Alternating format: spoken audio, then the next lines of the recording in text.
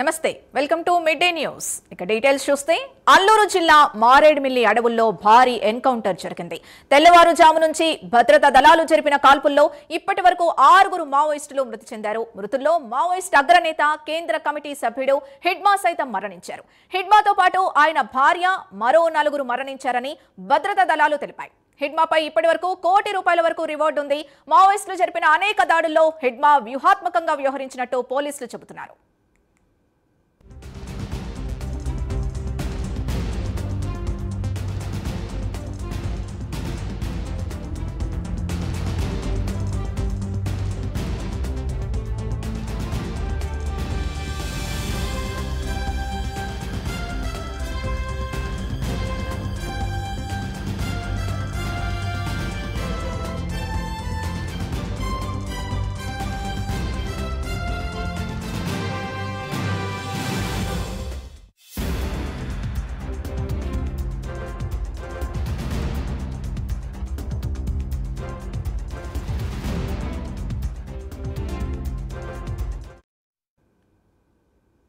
Maoist అగ్రనేత హిడ్మా మృతికి సంబంధించి పూర్తి డీటెయిల్స్ మా ఎడిటర్ రాజు అందిస్తారు. రాజు,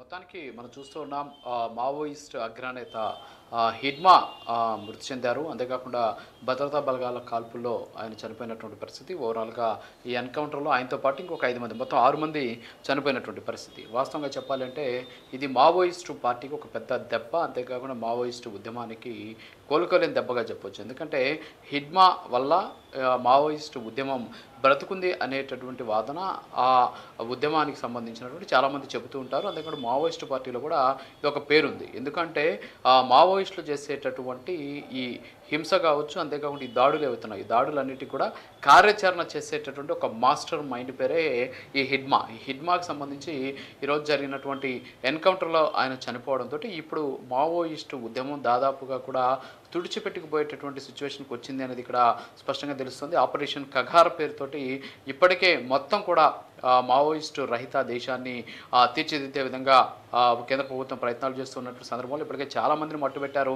మరోపక్క చాలామంది లొంగిపోయినటువంటి పరిస్థితి. సో హిడ్మా లాంటి మాస్టర్ మైండ్స్ ఇక ఆ పార్టీకి ఉండకూడదు అనేటటువంటి ఉద్దేశంతో ఇప్పుడు మట్టుబెట్టినటువంటి పరిస్థితి అయితే ఉంది. అసలు హిడ్మాకి సంబంధించినటువంటి ఆయన నేపథ్యంగా చూసుకున్నట్లయితే చాలా భయంకరమైనటువంటి నేపథ్యం. ముఖ్యంగా అతను సంబంధించినటువంటి చిన్నప్పటి నుంచి కూడా ఆయన కానీ చూస్తే మనం చాలా క్రూరమైనటువంటి మనస్తత్వంతో, అంతేకాకుండా ఒక టెక్నాలజీని అందిపుచ్చుకునేటటువంటి ఆలోచనలతో ఇప్పుడు కూడా ఆయన ముందుకు వెళ్తూ ఉంటాడు. అందుకే ఆయన చిన్న వయసులోనే, అంటే 17 సంవత్సరాల వయసులోనే అతను ఈ మావోయిస్టులకి సంబంధించిన ఉద్యమంలో అడుగు పెడితే అతన్ని చాలా చిన్న వయసులోనే కేంద్ర కమిటీకి మెంబర్ని చేసినటువంటి స్థాయికి ఎదిగినటువంటి పరిస్థితి అంతా కూడా ఆయన వ్యూహాలతోనే సాధ్యమైందని కూడా చెబుతూ ఉంటారు. మరి హిడ్మాని ఎన్కౌంటర్ చేసినటువంటి నేపథ్యంలో దాదాపుగా కూడా మావోయిస్టు పార్టీ తుడిచిపెట్టుకుపోయింది అనేది ఇక్కడ తెలుస్తుంది. ఎందుకు అంటే ఛత్తీస్గఢ్లో ఆల్రెడీ అక్కడ ఈ ఆపరేషన్ కగార్ నిర్వహిస్తున్నటువంటి నేపథ్యం,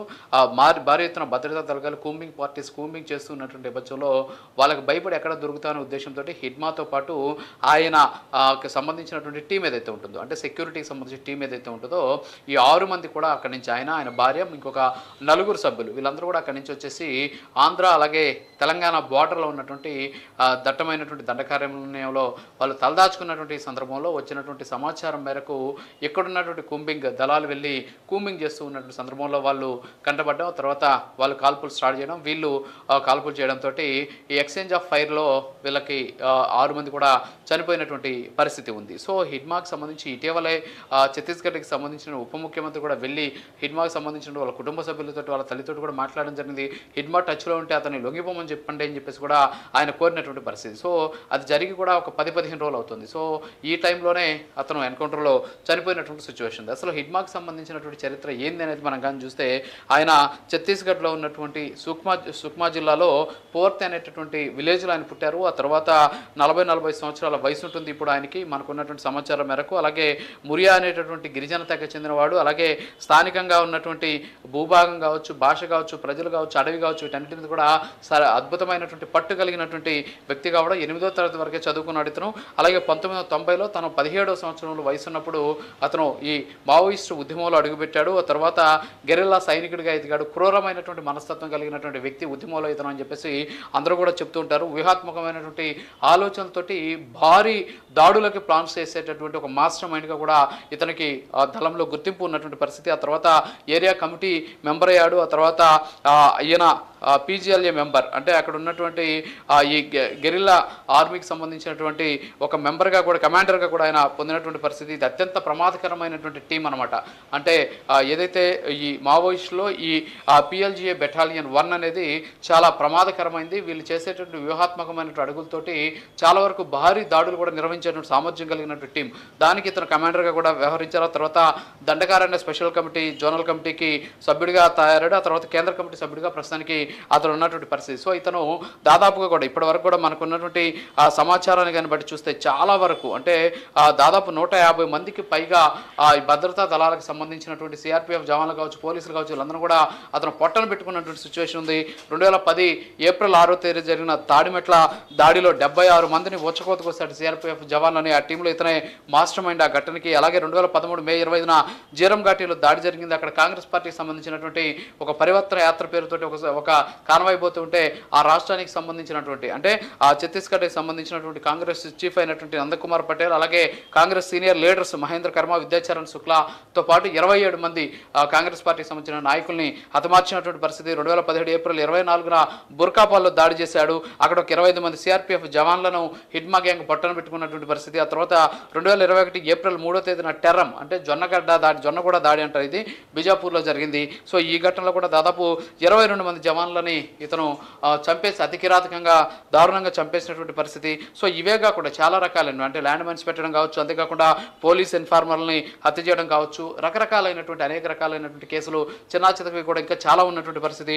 వాస్తవంగా గెరిల్లా యుద్ధతంత్రం తెలిసినటువంటి ఏకైక మావోయిస్టు సభ్యుడిగా ఇతనికి పేరు కూడా ఉంది. ఇతను ఏంటంటే మెరుపు దాడి చేసి మాయమవడం అనేది ఇతనికి పెట్టింది పేరు. అందుకే చాలా సందర్భాల్లో కూడా 2021లో కూడా హిడ్మా చనిపోయాడనే సందర్భం ప్రచారం కూడా జరిగింది. 2023లో కూడా ఆయన చనిపోయాడు, చంపేశారు అనుకున్నారు. కానీ ఎక్కడ కూడా ఆయన కాదు అని చెప్పేసి ఆ తర్వాత తేలింది. అయితే తాజాగా మాత్రం గుర్తించారు అతను చనిపోయింది వాస్తవం. సో అతన్ని ఏదైతే ఈ ఎన్కౌంటర్లో అతను మరణించినటువంటి సిచ్యువేషన్ ఉంది. అంతేకాకుండా స్థానిక పరిజ్ఞానం ఉండడం, క్రూరత్వం కలిగినటువంటి మనస్తత్వం ఉండడం, టెక్నాలజీ వినియోగించడంలో ఆయన దిట్టగా ఉండడం, సో ఇవన్నీ కూడా అతనికి ఉన్నటువంటి ప్రత్యేకతలు. అంతేకాకుండా స్థానిక ఆదివాసీ యువతని ఎస్పెషల్లీ వాళ్ళని మాటలతోటి, చర్యలతోటి ఆకర్షించి వాళ్ళందరూ కూడా మావోయిస్టు దళం వైపు నడిపించేటటువంటి బాధ్యత కూడా ఇతనే చూసుకునేటటువంటి పరిస్థితి. ఇతని మీద ఇప్పటికే ₹1 కోటి పైగా ఈ హిడ్మా మీద తల మీద ఇదైతే ఈ వాస్తవంగా చూస్తే మనం ఆయన మీద రివార్డు ఉంది. దీంతో పాటు అనేక రకాలైన అంశాలను కూడా దీంట్లో చూస్తున్నాం. అయితే ఇది ఆపరేషన్ ప్రహార్ సీరియల్ 3లో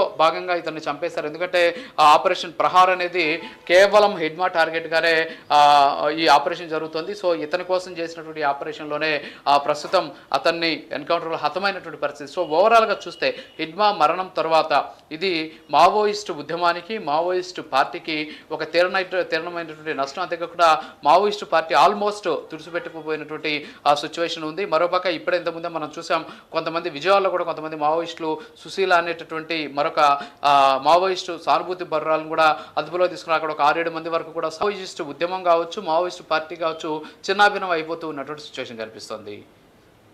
రాజు, అంటే హిడ్మా అగ్రనేతతో పాటు మిగతా కీలక నేతలు కూడా మరణించినట్టు తెలుస్తుంది. వారి డీటెయిల్స్ ఏంటి? అలాగే ఇప్పుడు అంటే ఆల్రెడీ మనం చూస్తున్నాం చాలా మంది పరిస్థితి. అయితే ఇందాక మీరు అడిగినట్టు ఈ ఘటనలో కీలకమైనటువంటి వ్యక్తులు ఎవరూ లేరు. ఇక్కడ హిడ్మా ఒకరే చనిపోయారు. హిడ్మాతో పాటు ఆయన భార్య, వాళ్ళ ఇద్దరికి కూడా సెక్యూరిటీగా ఉన్నటువంటి గార్డ్స్ అంటారు అనమాట వాళ్ళు. సో ఆ గార్డ్స్ ఒక 4. సో ఈ 6 మంది కూడా అక్కడి నుంచి తప్పించుకొని వచ్చేసారు. అంటే ఛత్తీస్గఢ్లో భారీ ఎత్తున ఇప్పటికీ ఆపరేషన్ కగార్ జరుగుతున్న నేపథ్యంలో మావోయిస్టులు చుట్టుబెడుతూ ఎప్పటికప్పుడు వాళ్ళకి చుక్కలు చూపిస్తున్నటువంటి నేపథ్యంలో మన భద్రతా దళాలని కూడా దానికి వాళ్ళు భయపడి ఏం జరుగుతుందనేటువంటి ఆందోళనతో, పట్టుబడుతున్న ఆందోళనతో వాళ్ళు 6 మంది కూడా వచ్చేసి ఆంధ్ర తెలంగాణ బోర్డర్లో తదాచుకున్న సందర్భంలో ప్రస్తుతానికి ఈ ఆపరేషన్ జరిగింది, ఎన్కౌంటర్ జరిగింది. ఎన్కౌంటర్లో ఈ 6 మంది కూడా చనిపోయినటువంటి పరిస్థితి. సింధు. Thank you Raju.